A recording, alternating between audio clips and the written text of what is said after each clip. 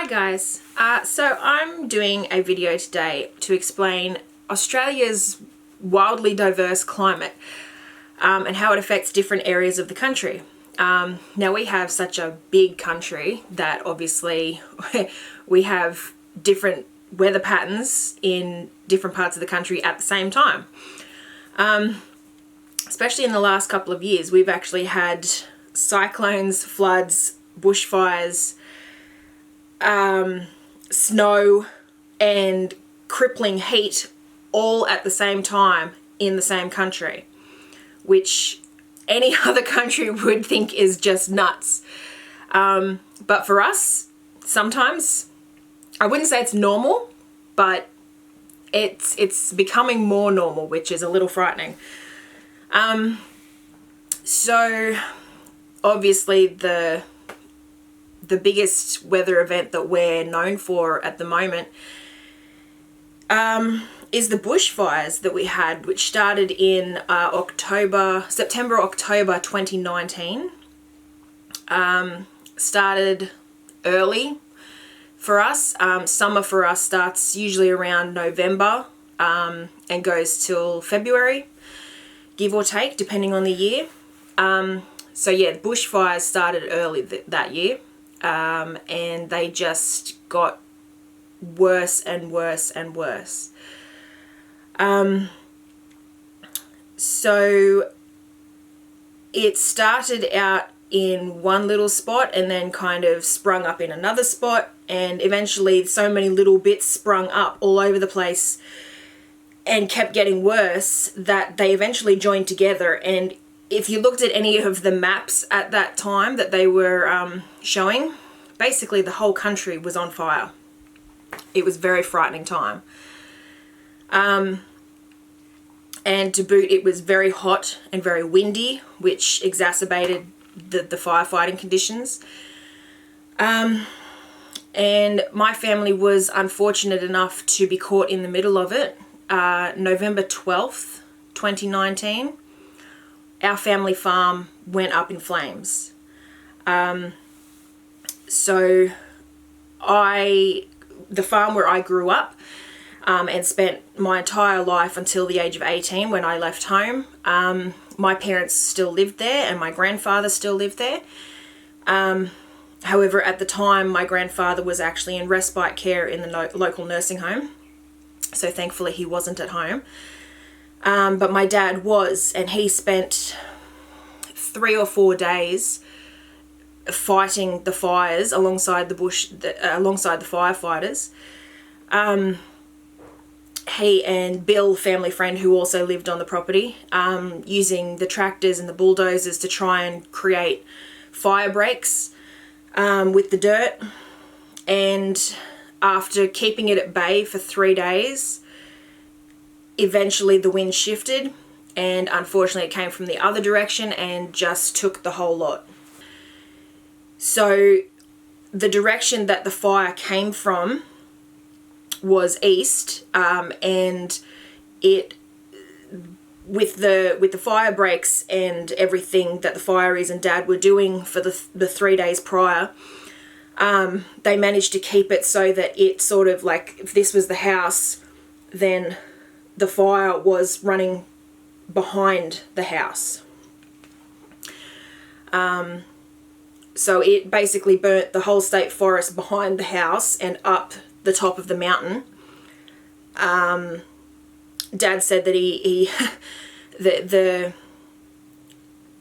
I think it was the 2 days before it actually went up, the house went up, he said that he spent a very sleepless night in the lounge room, basically listening to the fire around the house. So eventually he left. It got to the point where it wasn't safe for him to stay. So he took what he could and he left the fireys to it. And went to stay with a friend's in the nearby town, 15 minutes away. And the next day he went back to see if it was still standing, which it wasn't. So I'm going to show you a quick bit of news footage that was taken on the day when Dad returned to the farm to find it up in flames, basically. Some locals could only watch on as their homes and livelihoods succumbed to the flames, burning to the ground. Nine's Gabrielle Boyle is in Hillville this evening, which is near Taree. Gabby, you've spent part of the day with a resident who sadly did just that. Yeah, that's right, Pete. He's just up the road. We're on Hillville Road in Hillville, about 20 minutes outside of Taree itself. And it's here that right throughout the day, emergency crews have been ripping up and down this road, trying desperately to save property, trying desperately to save sheds and houses. One of the homes they tried to save was that of Guy Douglas. It's the third time in 3 days fire has encroached on his property. And today we drove down his driveway and had a chat to him. He was standing by his garage, and when we first arrived, he was hopeful that his house would still be standing. Take a look what happened next. 5 minutes ago I was talking to him. We thought it may be able to be saved, and No. No, even if they brought in the other truck, I don't think they would have stopped it. This westerly wind just brought the whole lot across again. So, she's gone. Even yesterday it looked good. But then this morning, where they didn't burn, came back. And you can't stop it with this wind. A lot of stuff in there and a lot of memories gone. My option now tonight is to go to the club and have some beer.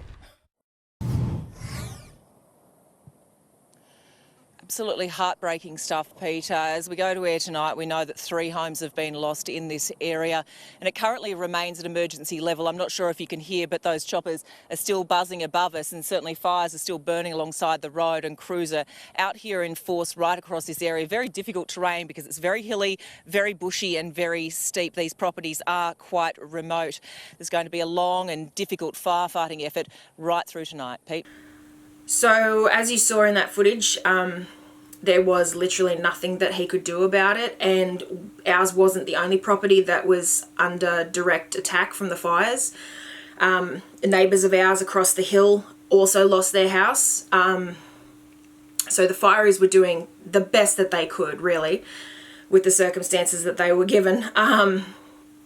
Unfortunately, once the house had already caught alight, the big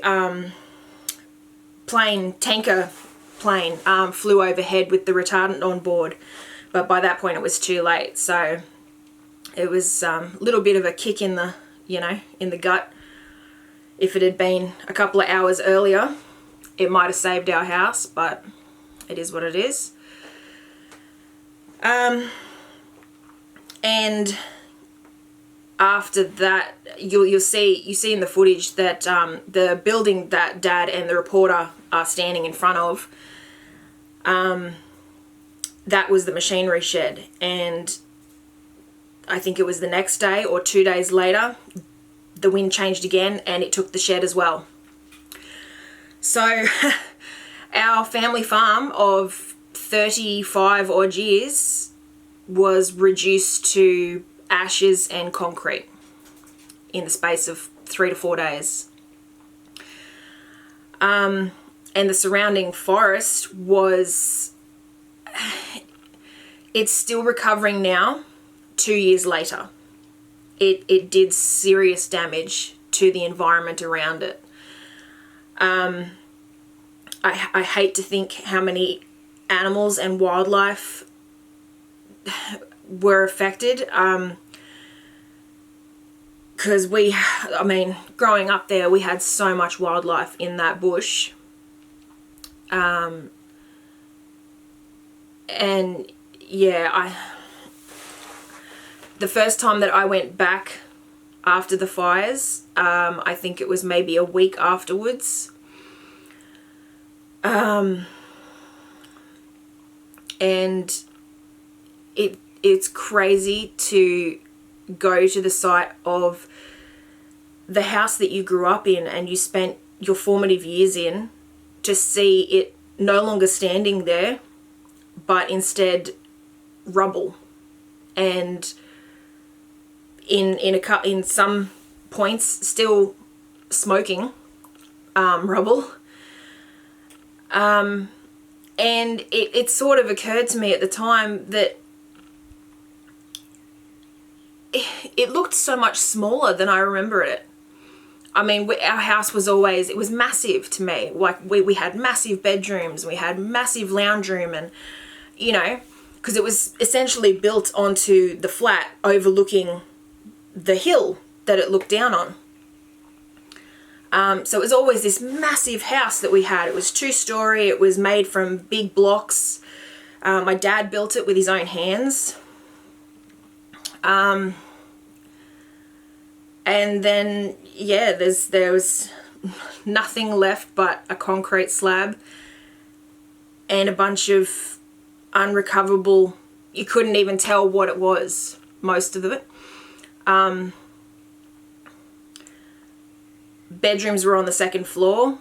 You couldn't tell, like, obviously the timber structure between the floors gave way at some point when the heat got too much, and the whole top floor would have just fallen through. So when I was there, there was nothing that I could see through the rubble that showed that it was from my bedroom.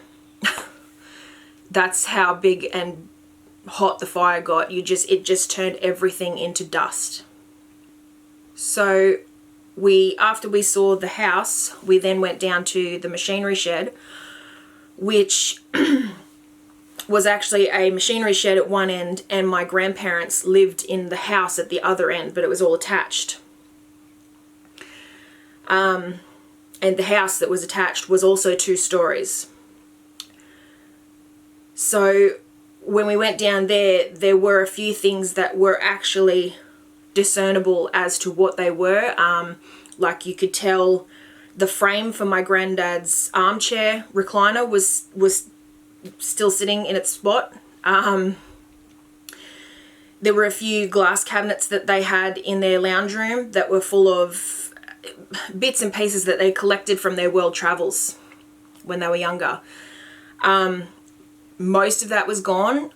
There were a stack of, like, literally a stack of plates had just, with the cabinet, fallen to the ground, and the stack was still sitting as a stack. Obviously they were fire damaged and not what they used to be. And the frame from my granddad's bed, which was in past the kitchen, you could see it as well. And the fireplace was still standing, of course, because it was brick, but not a lot of it was standing. Basically just the bottom bit, the foundation. And again, yeah, it was nothing more than a concrete slab with rubble on top. So I'm going to include in this video some footage that I luckily I took several years ago now. I think it was 2017 or 18, I think, so the year before the fires. And it'll show you what the house used to look like, what the shed used to look like from a distance, and how much forest was around the property. I don't have an after picture, but yeah, that's my personal experience of the 2019 Australian bushfires. Thanks guys, I'll see you for the next one.